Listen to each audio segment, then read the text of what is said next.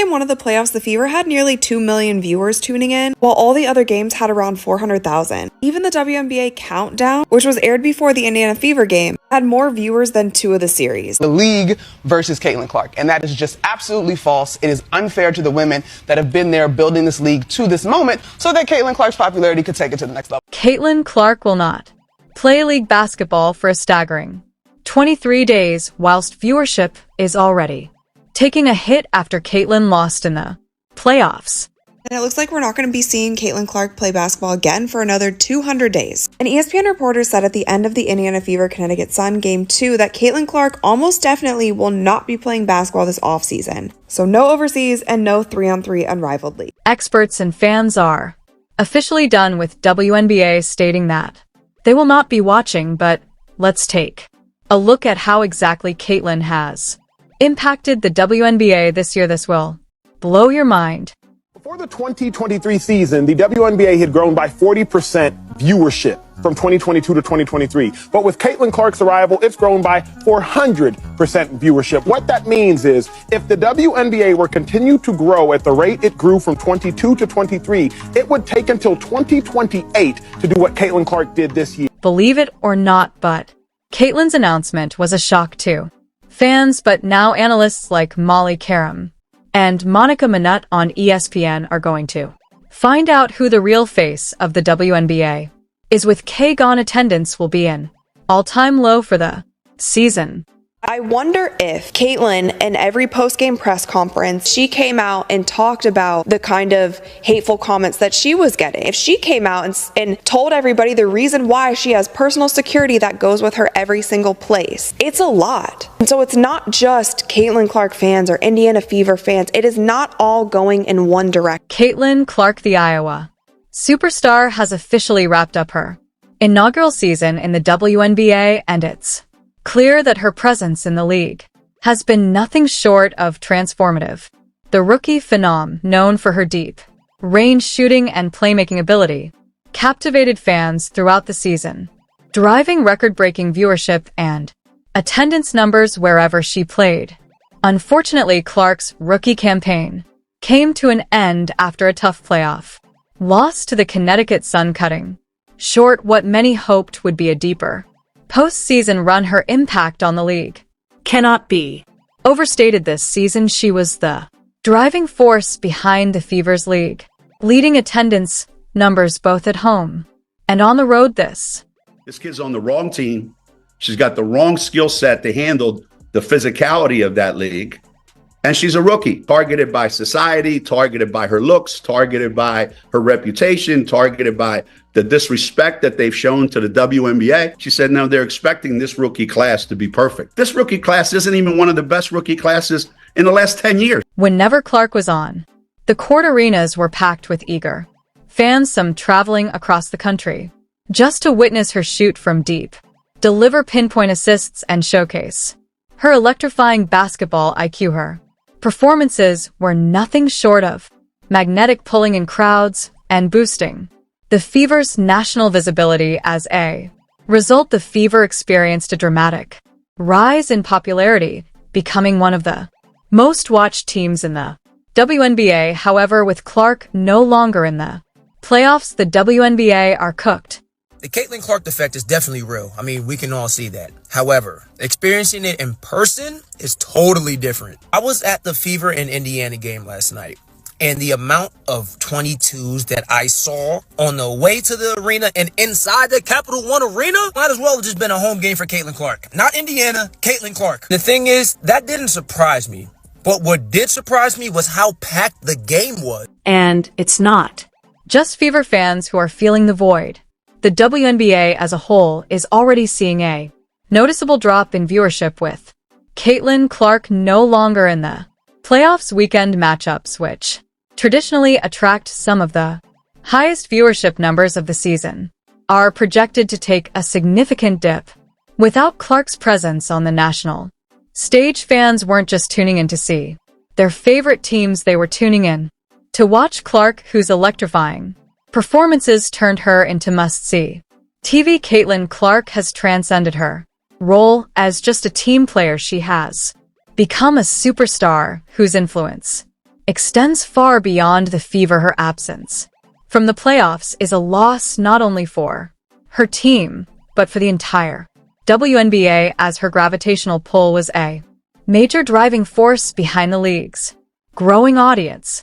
Caitlin's departure, do we think that these new WNBA fans are going to stick around for the rest of the playoffs? The Liberty Aces series might be one that draws some numbers. The disparity between 1.8 million and around 400,000 is wild, especially with football season being in full. It's rare for a rookie to have such a seismic impact on a professional league, but Caitlin Clark is far from ordinary. From the moment she stepped onto a WNBA court, she commanded attention. Her electrifying performances instantly put her in conversations reserved for all-time greats, with many drawing comparisons between her presence in the WNBA and the likes of LeBron James and Stephen Curry. In the NBA, the excitement she brought to every game transcended just her own fan base. She became a league-wide phenomenon. Her ability to dominate offensively while still being a playmaker made her a true unicorn on the court. The fact that so many fans have chosen to tune out of the WNBA playoffs without her speaks volumes about the immense impact she has had in just a single season. Okay, now let's not talk viewership, let's talk ticket sales. Bear with me. Ticket sales grew in 2023 by 16% from 2022. Ticket sales have grown by 93% in 2024. What that means is without Caitlin Clark, the WNBA would have taken till 2029 or 2030 to get to where Caitlin Clark has gotten them today. Today, looking back at her season, it's clear that fatigue may have played a significant role in the Fever's inability to push deeper into the playoffs. Caitlin Clark played an exhausting number of games in both college and the WNBA this year, nearly matching the volume of games NBA stars endure during their regular season. In a rapid and grueling stretch, Clark went from leading Iowa to then said finals to playing for the Fever, and then straight into the WNBA playoffs without much time to rest or recover. Given that demanding schedule, it's no surprise that by the end of the season she seemed to be running on fumes. Yet even in those physically taxing moments, Clark still managed to deliver elite performances, showcasing her remarkable endurance, basketball IQ, and willpower.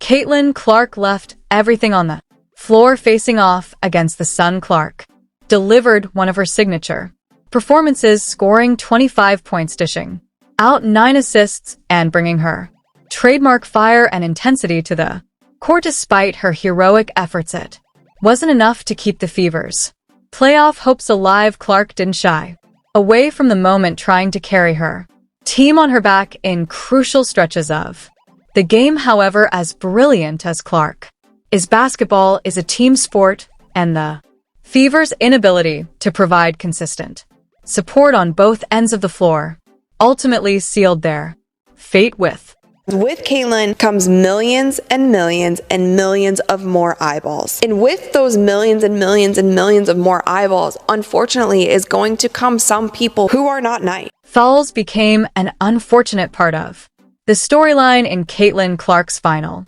game as well. Several questionable calls were made against her, leading to frustration among fans and analysts alike, with many wondering if she was being officiated differently due to her rising star status. These calls disrupted her rhythm and hindered her ability to fully control the game, yet Clark remained poised throughout. Despite the setbacks, she kept her composure, continuing to push her team forward with determination, trying to will them into the next round. However, without consistent offensive support from her teammates and a bit more luck on defense, her heroic efforts just weren't enough to overcome the Suns' relentless play.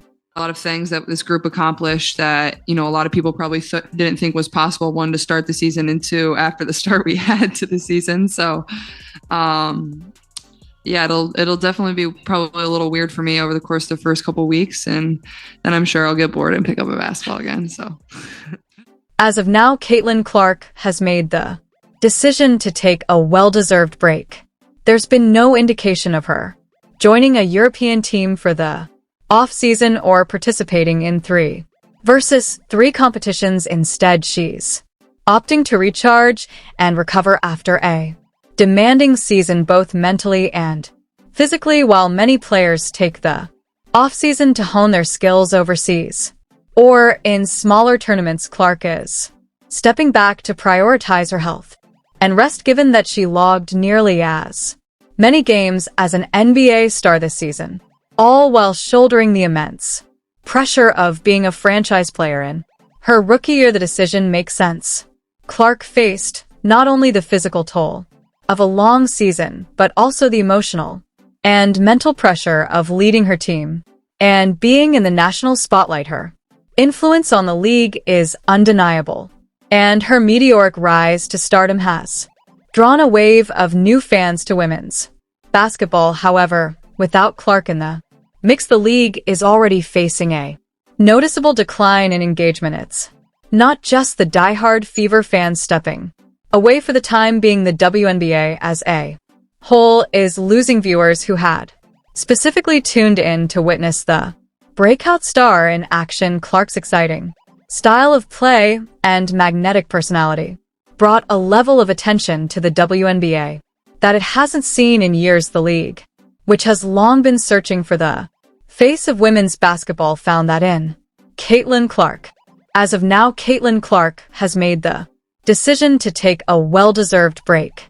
There's been no indication of her joining a European team for the off-season or participating in 3 versus 3 competitions instead. She's opting to recharge and recover after a demanding season both mentally and physically, while many players take the off-season to hone their skills overseas or in smaller tournaments. Clark is stepping back to prioritize her health and rest, given that she logged nearly as many games as an NBA star this season, all while shouldering the immense pressure of being a franchise player in her rookie year. The decision makes sense. Clark faced not only the physical toll of a long season, but also the emotional and mental pressure of leading her team and being in the national spotlight. Her influence on the league is undeniable, and her meteoric rise to stardom has drawn a wave of new fans to women's basketball. However, without Clark in the mix, the league is already facing a noticeable decline in engagement. It's not just the diehard Fever fans stepping away for the time being. The WNBA as a whole is losing viewers who had specifically tuned in to witness the breakout star in action. Clark's exciting style of play and magnetic personality brought a level of attention to the WNBA that it hasn't seen in years. The league, which has long been searching for the face of women's basketball, found that in Caitlin Clark. But they don't want it to grow if it's certain people at the face. And there is still this undertone of jealousy that for some reason I cannot get around calling it anything else but that, because I don't know what else it could be. I thought it was going to get better this season, but it hasn't. There are still people who seemingly, to me, feel like they just don't want Caitlin to be a part of it.